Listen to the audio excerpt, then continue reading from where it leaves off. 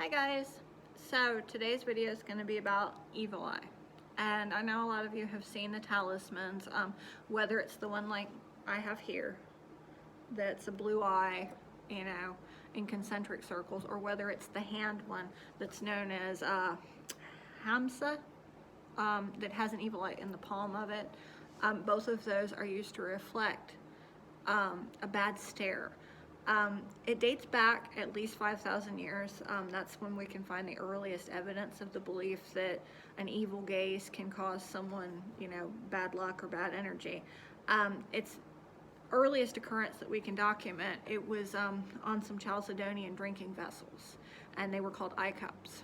But it's basically the belief that by casting a jealous glance or a malevolent stare at someone that you curse them. And you curse them to have bad luck, or you curse their belongings, or something that they have, like their house or something bad would happen to it. And pretty much all cultures globally have some form of this evil eye and protection from it. The ones we see most commonly, like the one I have here, this is the Turkish version, but you see them in Egypt and in the Middle East a lot. There's Muslim traditions that say that the evil eye influence is dangerous, and so a lot of Muslims and even Jews will have kind of things to turn back that influence. The Eye of Horus is a very similar talisman. It's a talisman of protection and good health. So that's basically the Egyptian version thereof, although modern Egyptians, a lot of them have that Turkish version, the blue one, but they'll put them on their donkeys or their horses or whatever to protect them, from a jealous gaze from a neighbor. It literally is everywhere. There's instances of it being in, of course, Turkey, West Asia, Latin America.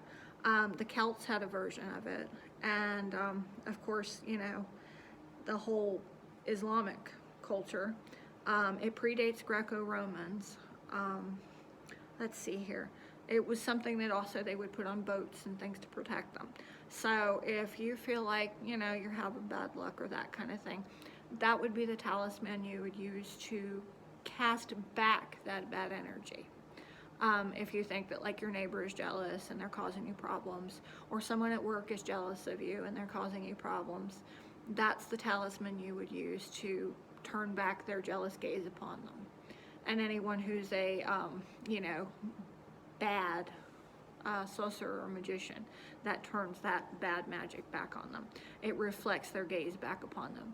Kind of like a mirror spell. It's very similar to that in thinking and theory. But since these are done as charms, they act as charms and talismans for objects and people. Like if you had a particularly attractive young child or something that, other people were jealous that you had a pretty baby or whatever, and, other mothers said icky things or whatever, you could, have your child ostensibly wear that symbol. Or, you've got a new car and people are jealous of it. You could, put it in your car from your rear, that kind of thing. There's a lot of ancient applications, of course, putting it on shields or your boat or, your camel, whatever. But, in the modern world, we'd use them on, things like our home or, our car, or, a space in our job, in our office for people who are, jealous and working behind our backs to cause problems.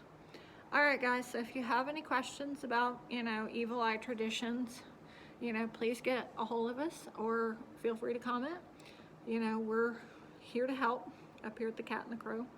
And, I see them a lot, people wearing them as pendants and things, smaller ones, and to protect their person.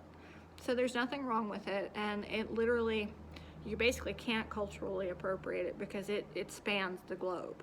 So it's a universal form of magic. It's one of the few universal magic practices that even people of, Abrahamic faiths or Islamic faiths do partake in a strange sort of way. They still partake in it.